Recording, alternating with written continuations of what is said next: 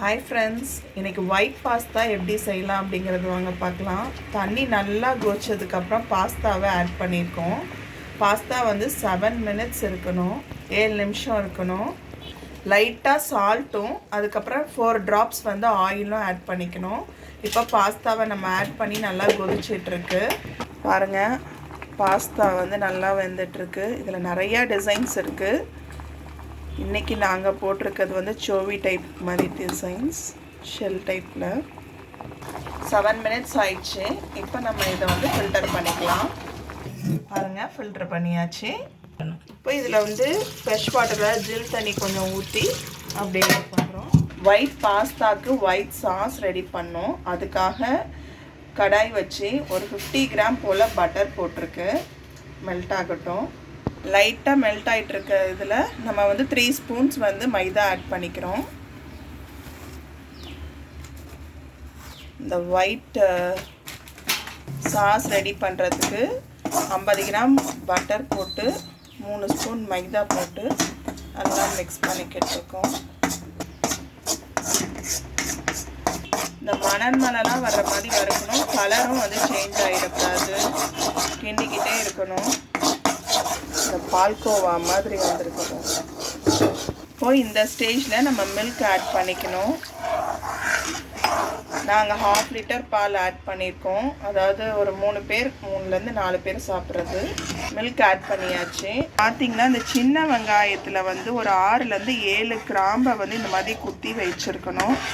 பாருங்கள், 3 சின்ன வெங்காயம் எடுத்துருக்கோம். எடுத்துகிட்டு இந்த மாதிரி கிராம்பு பாருங்கள், இதில் 3, 2 குத்திருக்கோம். அதை வந்து இப்போ அந்த மில்கில் ஆட் பண்ண போகிறோம்.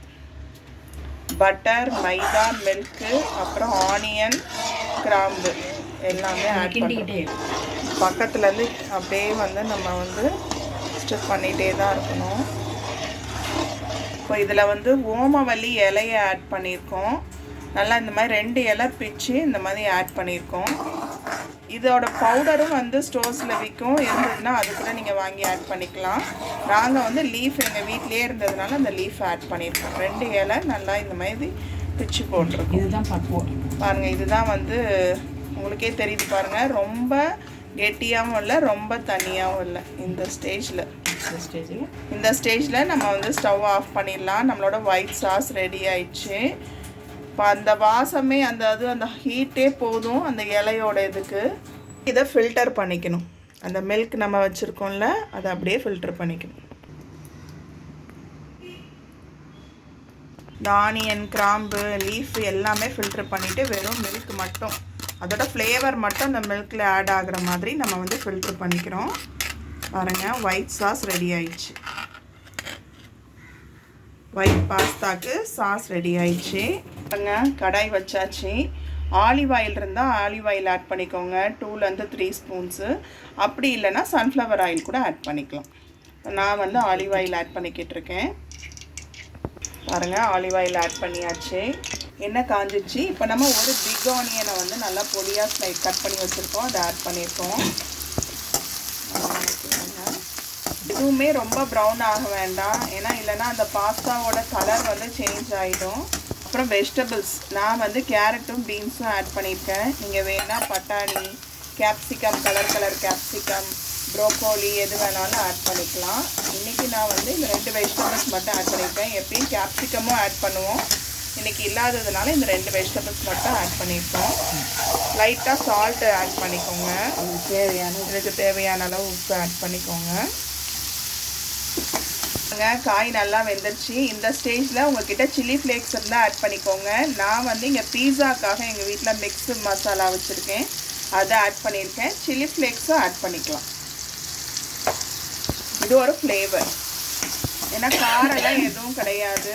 நம்ம இதை ஆட் பண்ணுற இந்த மசாலா மட்டும்தான். இப்போ நம்ம ஃபில்டர் பண்ணி வச்சுருக்க அந்த பாஸ்தாவை ஆட் பண்ணியாச்சு. நல்லா மிக்ஸ் பண்ணி விடுங்க. ஸ்மெல் செம்மையாக இருக்குது. இதே மாதிரியே நார்மல் பாஸ்தாவும் செய்வோம், அதுவும் ஒரு நாள் செஞ்சு காமிக்கிறோம். இந்த ஸ்டேஜில் அந்த சாஸ், நம்ம ஒயிட் சாஸ் ரெடி பண்ணி வச்சுருக்கோம்ல, அந்த சாஸ் வந்து ஆட் பண்ணுறோம்.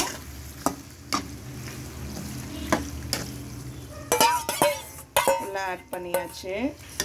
பாருங்க இந்த ஸ்டேஜ்ல வெட்டி போடு சீஸ் ஆட் பண்ண போறேன். சீஸ் ஆட் பண்ற டைம் கரெக்டா என் பொண்ணு வந்துட்டா. அவங்க பாட்டிக்கிட்ட எனக்கு காலையிலேயே சொல்லிட்டு போயிட்டா ஒயிட் பாஸ்தா தான் எனக்கு வேணும் அப்படின்னு சொல்லிட்டு. அவங்க பாட்டியும் நல்லா இன்ட்ரெஸ்டா செஞ்சுக்கிட்டு இருக்காங்க. சீஸை வந்து அப்படியே கட் பண்ணி போட்டுட்டு இருக்கேன். என்ன பிச்சு போட்டுட்டு இருக்கியா? என்ன ஹாப்பியா அத்வி? பாருங்க ஒயிட் பாஸ்தா ரெடி. செம்மையாக இருக்குது பார்க்க. அதாவது ரொம்ப லிக்விடாகவும் இல்லை, ரொம்ப சாலிடாகவும் இல்லை, செமி சாலிடாக ரெடி ஆயிடுச்சு டிஷ்ஷு. எல்லாம் ஆஃப் பண்ணியாச்சு. இப்போ நம்ம பிளேட்டிங் தான். பாஸ்தா ரெடி ஆயிடுச்சு. பிளேட்டிங் பாருங்கள் வித் சாஸோட. சாஸ் தேவைன்னா யூஸ் பண்ணிக்கலாம்.